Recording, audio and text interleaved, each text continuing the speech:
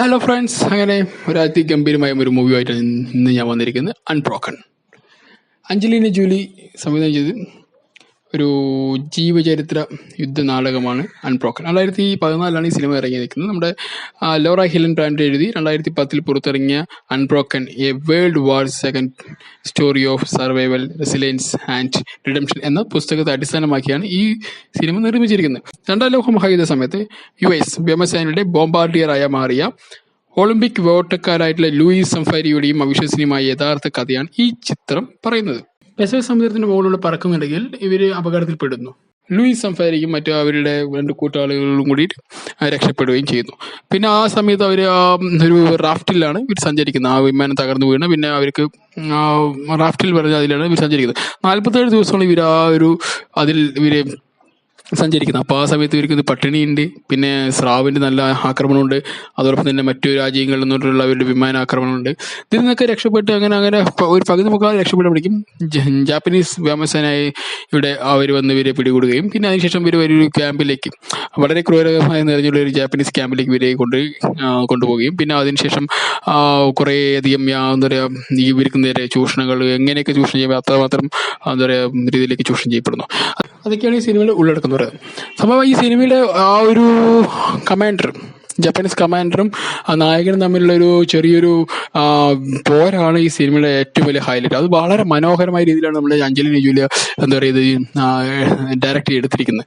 ചിലപ്പോൾ സമയത്ത് നമുക്ക് ഭയങ്കരമായിട്ട് ആ ഒരു കമാൻഡർ ചിലപ്പോൾ നമുക്ക് തല്ലി കൊല്ലാനൊക്കെ തോന്നും. അമ്മാതിരി ആ ഒരു വെറുപ്പും ഒക്കെ ഉണ്ടാക്കാൻ ആ കമാൻഡറിനെ പറ്റില്ല. അപ്പോൾ അത്രമാത്രം നല്ലൊരു അഭിനയമാണ് അദ്ദേഹം കാഴ്ചവെച്ചത്.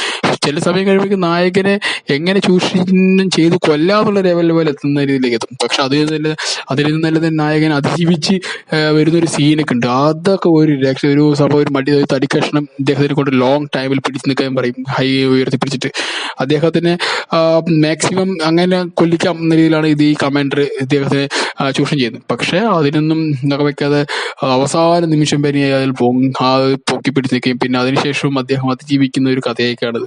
പക്ഷെ ഭയങ്കര ഒരു രസമായിരുന്നു ഈ സിനിമ ചെയ്തിരിക്കുന്നത്. അഞ്ജലി ജോലി പോലുള്ള ഒരാൾ ഇങ്ങനെ ഒരു സിനിമ ചെയ്യുന്നത് ഞാൻ ഒരിക്കലും വിചാരിച്ചില്ല. കാരണം നമുക്ക് കണ്ടിരിക്കുന്ന അഞ്ജലി ജോലി പറഞ്ഞാൽ ഭയങ്കരമായിട്ട് ഉള്ളൊരു ലൗഡായിട്ടുള്ള ആക്ടറാണ്. അദ്ദേഹം ഭയങ്കരമായിട്ട് എന്താ പറയുക ആക്ഷനും മറ്റുമൊക്കെ ചെയ്യുന്നത് ഒരു സൂപ്പർ ലേഡി എന്ന് പറയുന്നത്, ഒരു ഹോളിവുഡിലെ ഏറ്റവും വലിയ സൂപ്പർ ലേഡി.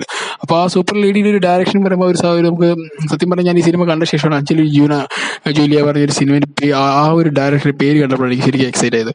കാരണം ഇത്രമാത്രം നമ്മൾ ഈ പേര് ഡയറക്ടർ നോക്കില്ല, പക്ഷെ സിനിമ കണ്ടു ഇറങ്ങിയപ്പോൾ ഒരു രക്ഷയില്ല. അപ്പോൾ നിങ്ങൾ കാണാൻ പറ്റില്ല, ഈ സിനിമ കണ്ടു നോക്കൂ. അതിഗംഭീരമായ സിനിമയാണ്. കാരണം ഇത്രയും നല്ല മനോഹരമായ ഒരു എന്താ പറയുക ലൈഫ് സ്റ്റോറി, അതും ഒരു ആർമി പടം, ഒരു ഫോഴ്സ് ബേസ്ഡിലുള്ള പടം എടുക്കുക പറഞ്ഞാൽ ഭയങ്കര ചാലഞ്ചിങ്ങാണ്.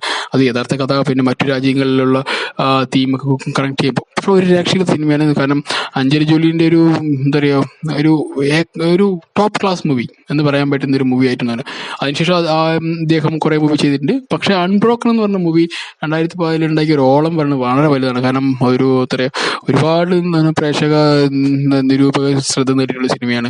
അത് നല്ലൊരു മേക്കിംഗ് സിനിമയുടെ ഒരു എടുത്ത് പറയുന്നത് ഒരു ഹോളിവുഡിൻ്റെ ഒരു എക്സ്ട്രീം നിൽക്കുന്ന ഒരു മേക്കിംഗ് സ്റ്റൈലും കൂടിയാണ് ഈ സിനിമ.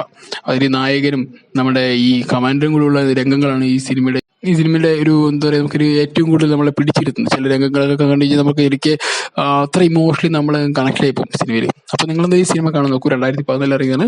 അതൊരു യഥാർത്ഥ ജീവിത കഥയുമായി ബന്ധപ്പെട്ടാണ്.